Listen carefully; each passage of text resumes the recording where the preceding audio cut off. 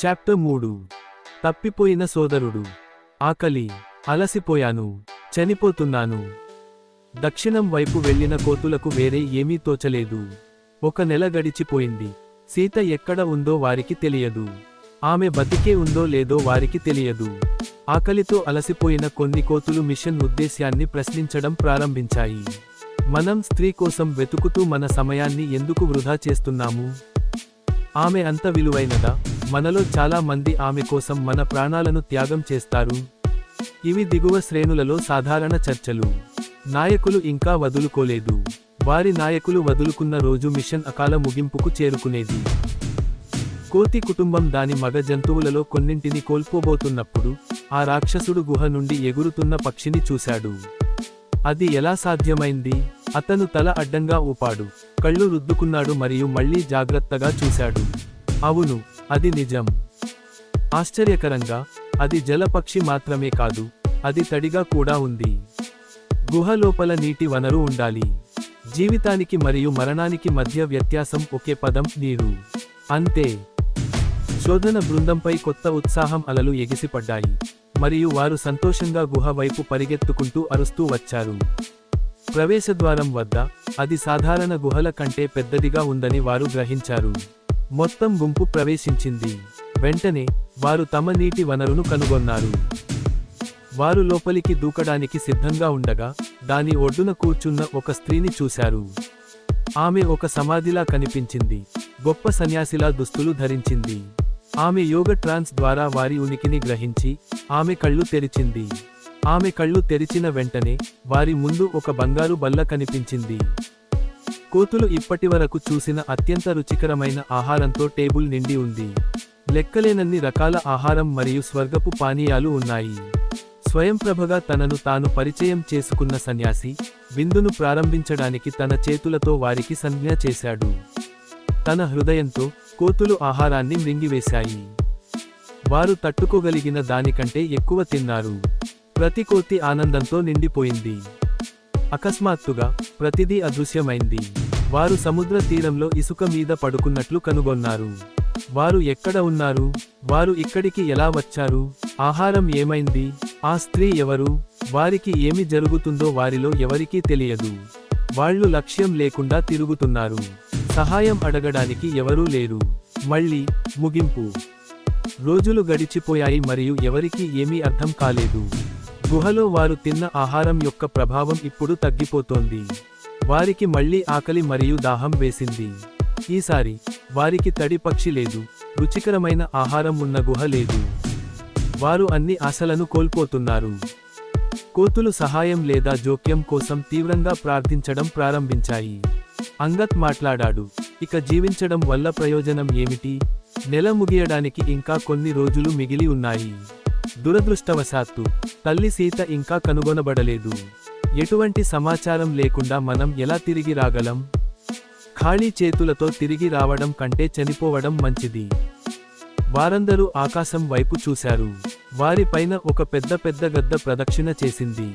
స్పష్టంగా అది ఒక సంకేతం. వారి ఆసన్న మరణానికి సంకేతం.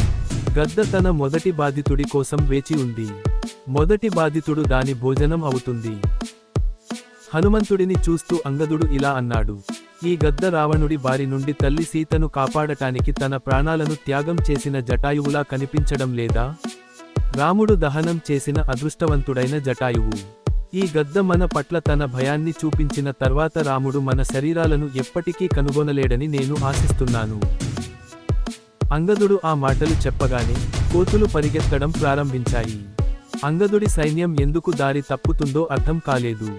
అతను పైకి చూసి చాలా కాలంగా తమ చుట్టూ తిరుగుతున్న పెద్ద గద్ద ఇప్పుడు తన వైపు వేగంగా దూసుకువస్తోందని చూశాడు.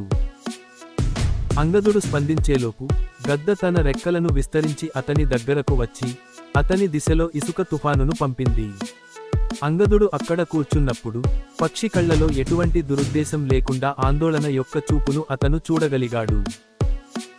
జటాయు మీకు తెలుసా? అతను నా తమ్ముడు. చాలా సంవత్సరాల క్రితం మేము ఒక ప్రమాదంలో విడిపోయాము మరియు మళ్లీ కలవలేదు. నా పేరు సంపతి. జటాయువు మరణం గురించి విని నేను బాధపడ్డాను. నా తమ్ముడిని చంపిన దుష్ట రావణుడు. సీతను ఇక్కడి నుండి 100 యోజనాల 1 యోజన అంటే 8 మైళ్ళు దూరంలో ఉన్న శ్రీలంకకు తీసుకెళ్లాడని నేను చూశాను. నిజానికి నా శక్తివంతమైన దృష్టితో నేను ఇప్పుడు శ్రీలంకలో సీతామాతను చూడగలను. నేను నా తమ్ముడి నుండి విడిపోయినప్పుడు నా రెక్కలు కాలిపోయాయి మరియు నేను చాలా దూరం ఎగరలేకపోయాను. ఆ సమయంలో ఒక ఋషి నాతో ఇలా అన్నాడు, నేను కోతుల గుంపుకు సీతామాత ఉనికి గురించి చెప్పిన రోజు నా రెక్కలు తిరిగి పెరుగుతాయి.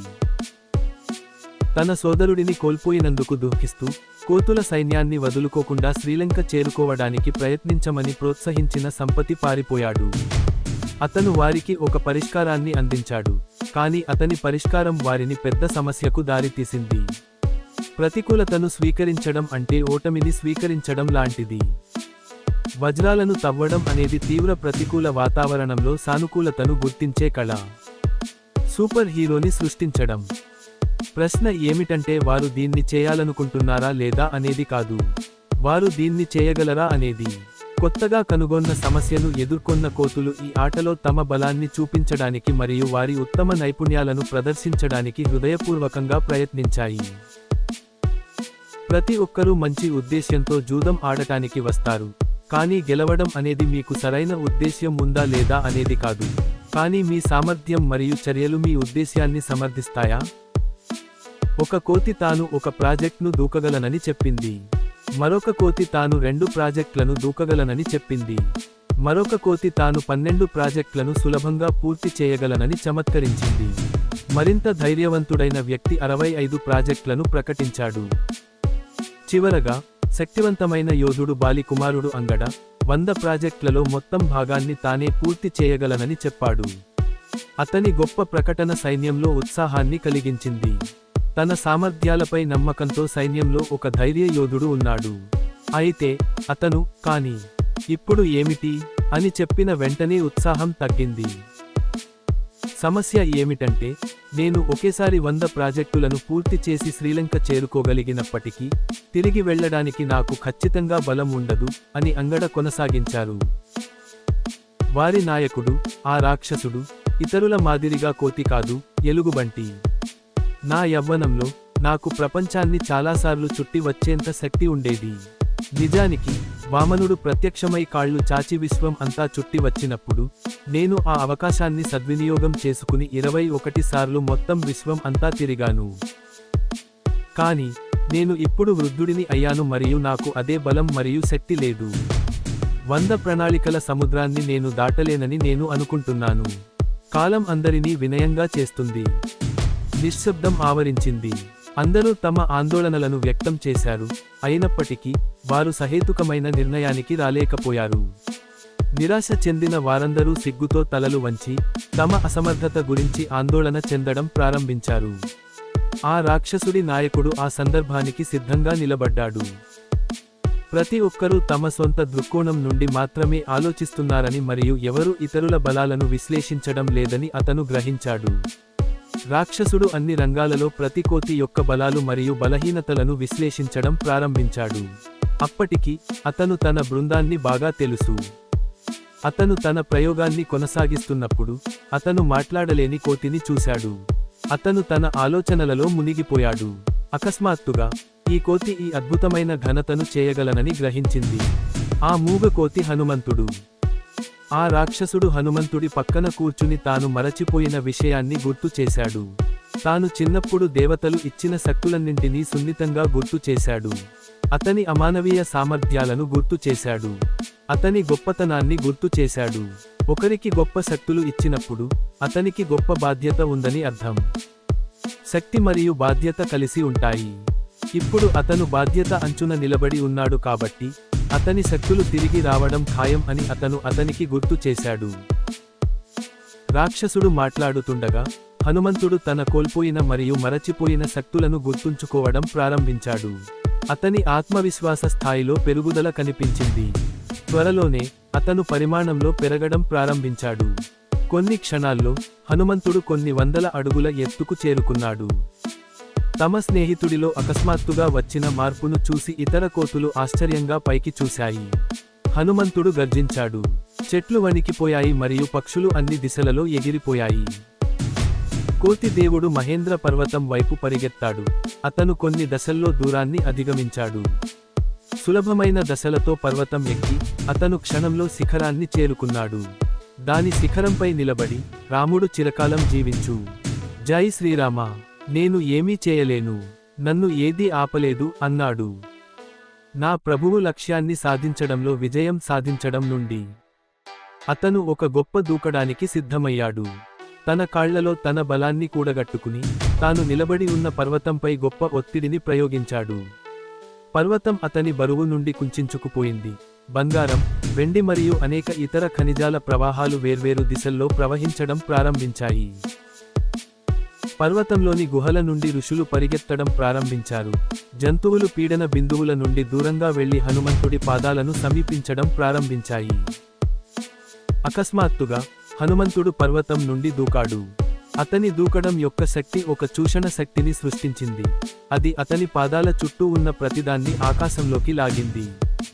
ఏనుగులు, సింహాలు, జింకలు, కుందేళ్లు, పక్షులు, మొక్కలు మరియు చెట్లు హనుమంతుడిని అనుసరించడం ప్రారంభించాయి. హనుమంతుడు కొంత దూరం ఎగిరిపోయాడు. అతన్ని పీల్చుకున్నాడు. ఆపై పర్వతంపై పడిపోయాడు. హనుమంతుడు వారి అతిథిగా ఉండి శ్రీలంకకు తన ప్రయాణాన్ని విడుదల చేయడానికి అతనితో పాటు వచ్చినట్లు అనిపించింది. పర్వతం నుండి దూకడం ఒక విషయానికి, శ్రీలంకకు చేరుకోవడం మరొక విషయానికి. శ్రీలంకకు చేరుకోవడం అంటే సముద్రం దాటడం కాదు. 100 ప్రాజెక్టుల ప్రాంతంలో యాత్రను ఒక సంఘటనగా మార్చడానికి కొన్ని వ్యూహాత్మకంగా ఉంచబడిన పేలుడు పదార్థాలు ఉన్నాయి. భక్తుడిని తయారు చేయడం అనేది భక్తుడిగా మారడం కంటే గొప్పది. గొప్పవారిని ప్రోత్సహించడం వల్ల హనుమంతులు భక్తులను తయారు చేస్తారు. ప్రపంచానికి భక్తుడే నాయకుడు. భక్తుడికి అతన్ని భక్తుడిగా చేసేవాడే నాయకుడు. హనుమంతుడు ఎగరగలడు. కోతి యొక్క ప్రతిష్టాత్మకమైన విమానయానం అందరికీ అద్భుతమైన దృశ్యం. అతను సముద్రం దాటి ఎగురుతుండగా దేవతల సమూహం ఆనందంతో చూసింది. కొందరు అతనికి సహాయం చేయాలనుకున్నారు, మరికొందరు అతన్ని పరీక్షించాలనుకున్నారు. రెండు వైపులా వేర్వేరు దిశల్లో బయలుదేరారు. కొంచెం దూరం వెళ్లిన తర్వాత హనుమంతుడు సముద్రంలో ఏదో ప్రకాశిస్తున్నట్లు చూడగలిగాడు. కాని దూరం కారణంగా అది ఏమిటో చెప్పడం కష్టం. అతను దగ్గరగా వచ్చేసరికి గుర్తించబడని వస్తువు వేగంగా పెరుగుతున్నట్లు అనిపించింది. త్వరలోనే హనుమంతుడు సముద్రపు లోతు నుండి పైకి లేస్తున్న బంగారు పర్వతాన్ని చూశాడు. ఆ భారీ బంగారు పర్వతం దాదాపు ఆకాశాన్ని తాకింది మరియు హనుమంతుడి మార్గాన్ని అడ్డుకుంది. ఆ భారీ పర్వతం దాటి అతను ఏమీ చూడలేకపోయాడు. ఊగుతూ అతను కొత్తగా పుట్టిన పర్వతాన్ని పరిశీలించాడు. అందమైన సరస్సులు, రసవంతమైన పండ్లతో కూడిన చెట్లు, ఔషధ మూలికలు, అందమైన తోటలు, సౌకర్యవంతమైన సీటింగ్ ఏర్పాట్లు, చుట్టూ తిరుగుతున్న పక్షులు మరియు జంతువులు. పర్వతం స్వర్గంలా ఉంది. పర్వతం మధ్యలో హనుమంతుడి ఎత్తుకు సమానమైన అద్భుతమైన ప్రకాశవంతమైన వ్యక్తి కనిపించాడు. చేతులు ముడుచుకుని నిలబడి అతను అతని వైపు నిశితంగా చూస్తున్నాడు. అతను ఉరుము శక్తి మరియు ప్రవహించే నది యొక్క మాధుర్యాన్ని కలిగి ఉన్న స్వరంలో మాట్లాడాడు. నా ప్రియమైన హీరో, మీ శౌర్యం మరియు రాముడిని సేవ చేయాలనే సంకల్పానికి ముగ్ధుడై నేను గొప్ప దేవతల ఆజ్ఞ ప్రకారం ఇక్కడ ఉన్నాను. నేను మైనాక పర్వతుడిని. చాలా కాలం క్రితం స్వర్గపు రాజు ఇంద్రుడు ప్రపంచంలోని పర్వతాలను నాశనం చేసి ఒక పిచ్చి చర్య చేశాడు. ఆ రోజుల్లో అన్ని పర్వతాలకు రెక్కలు ఉన్నాయి. మనం ఒక ప్రదేశం నుండి మరొక ప్రదేశానికి స్వేచ్ఛగా ఎగురుతాము. దురదృష్టవశాత్తు కొన్ని గర్వించదగిన పర్వతాలు ఈ సామర్థ్యాన్ని ఉపయోగించుకుని మానవ నాగరికతలపైకి దిగి విధ్వంసం సృష్టించాయి. అప్పుడు ఇంద్రుడు అన్ని పర్వతాల రెక్కలను నరికి వాటిని కదిలించాలని నిర్ణయించుకున్నాడు. ఇంద్రియుడు చేతిలో పిడుగు పట్టుకుని నన్ను వెంబడిస్తున్నట్లు నేను చూసినప్పుడు నేను భయంతో వణుకుతున్నాను. మహాసముద్రాలకు అధిపతి అయిన వరుణుడు నాపై దయ చూపి ఇంద్రుని దౌర్జన్యం నుండి నన్ను దూరంగా తరిమి కొట్టాడు. ఆయన తన విస్తారమైన మహాసముద్రాల లోతుల్లో నా భద్రత కోసం ఏర్పాట్లు చేశాడు. ఈ రోజు వరుణుడు మీ వీరోచిత ప్రయత్నాలను చూసి మిమ్మల్ని నా పర్వతాలకు స్వాగతించమని మరియు మీ సవాలుతో కూడిన ప్రయాణాన్ని కొనసాగించే ముందు మీరు ఉత్సాహంగా ఉండేలా మిమ్మల్ని స్వాగతించమని నన్ను కోరాడు. మీకు సేవ చేయడం ద్వారా చాలా సంవత్సరాల క్రితం వరుణుడు నాకు చూపిన దయను తిరిగి చెల్లించే అవకాశం నాకు లభిస్తుందని నేను వ్యక్తిగతంగా భావిస్తున్నాను. దయచేసి వచ్చి మీ పవిత్ర సందర్శనతో నా పర్వతాలను శుద్ధి చేయి. Single quotation. ఆకర్షణీయమైన అభ్యర్థనకు హనుమంతుడు నవ్వాడు. అతనికి కృతజ్ఞతలు తెలుపుతూ, నేను ఒక మిషన్లో ఉన్నప్పుడు విశ్రాంతి అనే పదం నా నిఘంటువులో లేదు. అయితే అది ఒక అనివార్యమైన బహుమతి అని నేను అంగీకరించాలి. దురదృష్టవశాత్తు నేను ఒక్క క్షణం కూడా వేచి ఉండలేను. మిషన్ ముగిసే వరకు నా స్వంత సుఖాల గురించి నేను ఆలోచించలేను. నా ఆలోచనలను నియంత్రించే ఏకైక ఆందోళన రాముడి శ్రేయస్సు. బహుశా నేను తిరిగి వచ్చిన తర్వాత, నా పని పూర్తయిన తర్వాత నేను మీ ఆహ్వానాన్ని పరిగణించవచ్చు. ప్రస్తుతానికి నేను ముందుకు సాగాలి. హనుమంతుడు కఠినంగా కనిపించకుండా తన చేతులతో అతని సేవను అంగీకరించి పర్వతాన్ని తాకి ఎగిరిపోయాడు. హనుమంతుడి భక్తికి మైనాక పర్వతం నిశ్శబ్దంగా మారింది. కంఫర్ట్ అనేది మన విజయాలను దోచుకునే ఒక దారి తప్పిన దొంగ. హనుమంతుడు సముద్రం మీదుగా ఎగురుతూ ప్రశాంతమైన నీటిని ఆస్వాదిస్తున్నాడు. అకస్మాత్తుగా అతను కొంచెం దూరం వెళ్ళగానే సముద్రంలో పీల్చే ప్రవాహాన్ని చూశాడు. నీటిలో ఏదో దానిని సృష్టిస్తోంది. తదుపరి క్షణంలో ఫౌంటైన్ ఆకాశంలోకి విసిరివేయబడింది మరియు సముద్ర ఉపరితలం అల్లకల్లోలంగా మారింది. హనుమంతుడు వేగాన్ని తగ్గించిన తర్వాత ఒక భయంకరమైన రాక్షసి నీటి నుండి ఉద్భవించింది. మానవ ముఖం కాని కొండచిలువ తొండంతో. ఇది నాగుల తల్లి సురస. ఆమె అత్యంత భయంకరమైన రూపంలో ఉంది. ఆమె పాములా బుసలు కొడుతూ, అష్! నన్ను ఎవరూ దాటలేరు. నన్ను దాటే ఎవరైనా నా సహజ ఆహారంగా మారినా కడుపులోకి ప్రవేశించాలని నాకు బ్రహ్మ నుండి వరం ఉంది. ఈ రోజు నువ్వే నా ఆహారం. ఇప్పుడు ఎవరూ దానిని ఆపలేరు. సురస తన నోరు వెడల్పుగా తెరిచి హనుమంతుడిని ఒక్క గుక్కలో మింగేసింది. ఆమె నోరు హనుమంతుడి నోటింత పెద్దదిగా మారినప్పుడు చూషణ శక్తి కోతిని దాని వైపుకు లాగడం ప్రారంభించింది. ఈ లాగడాన్ని నిరోధించడానికి హనుమంతుడు కొద్దిగా సాగాడు. హనుమంతుడు ఏమి చేయడానికి ప్రయత్నిస్తున్నాడో చూసి సురస హనుమంతుడిని కొట్టడానికి తన నోరును సాగదీయడం ప్రారంభించింది. త్వరలోనే హనుమంతుడు 10 యోజనాల పొడవు, సురస తన నోరును చాచి 20 యోజనాల పొడవు అయింది. హనుమంతుడు మరింత చాచి 30 యోజనాల పొడవు అయ్యాడు, కానీ ఆమె 40 యోజనాల పొడవు అయింది. హనుమంతుడు 80 యోజనాల పొడవు మరియు సురస 100 యోజనాల పొడవు ఉండే వరకు పోరాటం కొనసాగింది. క్షణంలో హనుమంతుడు ఈగ పరిమాణంలోకి కుంచించుకుపోయాడు, కానీ ఆమె నోరు 100 యోజనాల వెడల్పు ఉంది. అతను ఆమె నోటిలోకి దూకి ఆమె నాలుక గుండా వెళ్ళాడు. అతను ఆమె గొంతులోకి జారి ఆమె కడుపులోకి ప్రవేశించాడు. అతను ఆమె కడుపుని చేరుకోగానే ఆమె నోటి నుండి దూకి తన సాధారణ స్థితికి తిరిగి వచ్చాడు. సురస తన నోటిలోకి ఏదో ప్రవేశించినట్లు, ఆమె కడుపుని చేరుకుని వెళ్ళిపోయినట్లు భావించాడు. అయితే ఇదంతా చాలా వేగంగా జరిగింది. ఆమెకు స్పందించడానికి సమయం లేదు. తనను మోసం చేసింది హనుమంతుడే అని ఆమె గ్రహించే సమయానికి అతను అప్పటికే వెళ్ళిపోయాడు. హనుమంతుడు ఆమె ముందు నిలబడి హృదయ విదారక స్వరంతో మాట్లాడాడు. నా ప్రియమైన తల్లి, నేను బ్రహ్మ మాటలను గౌరవించాను. నేను మీ కడుపులోకి ప్రవేశించి వెళ్ళిపోయాను. ఇప్పుడు నాపై ఎటువంటి ఫిర్యాదు ఉండకూడదు. దయచేసి నన్ను ఆశీర్వదించి సీతామాతను వెతుక్కుంటూ నా ప్రయాణాన్ని కొనసాగించడానికి నన్ను అనుమతించు. హనుమంతుడి జ్ఞానం సురసకు అపారమైన ఆనందాన్ని తెచ్చిపెట్టింది. నిజానికి హనుమంతుడితో సంభాషించే అనుభవంతో ఆమె పులకించిపోయింది. అతన్ని విపరీతంగా ఆశీర్వదించి ఆమె సంతోషంగా అదృశ్యమైంది. పోటీ ముగిసినప్పుడు నిజమైన అభివృద్ధి జరిగింది. స్వేచ్ఛగా ఉన్న హనుమంతుడు మళ్లీ ఆకాశంలో ఎగరడం ప్రారంభించాడు. ఈసారి కొత్త అడ్డంకులు ఉండవని అతను నమ్మాడు. సమయం అయిపోతోంది. ఒత్తిడి పెరుగుతోంది. సురస అనవసరంగా తనతో పోటీపడి చాలా సమయాన్ని వృధా చేసింది. అయితే ఆమె తనను అవమానించనందుకు అతను సంతోషించాడు. ఏదైనా సాహసయాత్రలో, ముఖ్యంగా అతను చేస్తున్న జీవితంలో ఊహించని పనులలో ఆశీర్వాదాలు ముఖ్యమైనవి.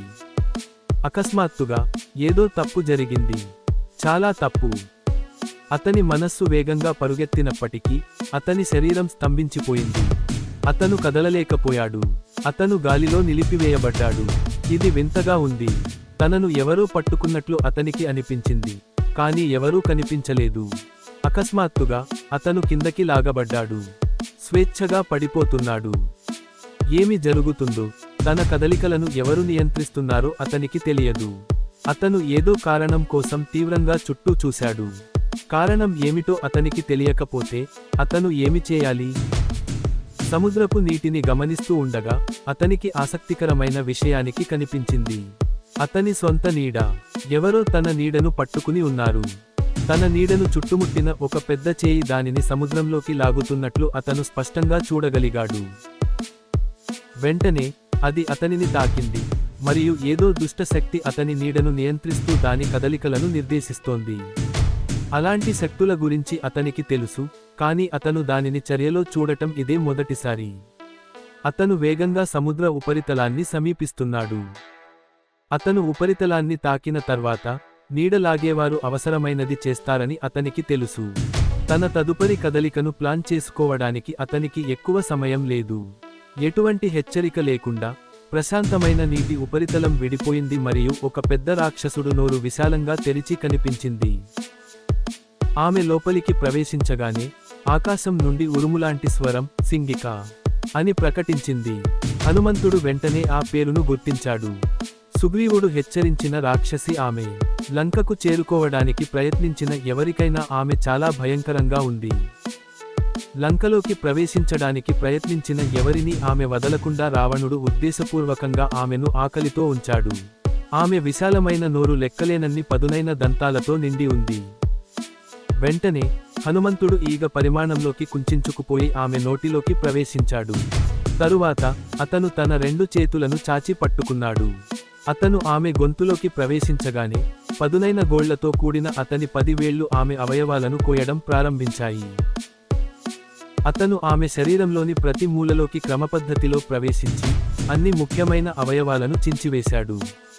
మొదట్లో హనుమంతుడు సులభమైన ఆహారంగా మారాడని సింహిక సంతోషించింది.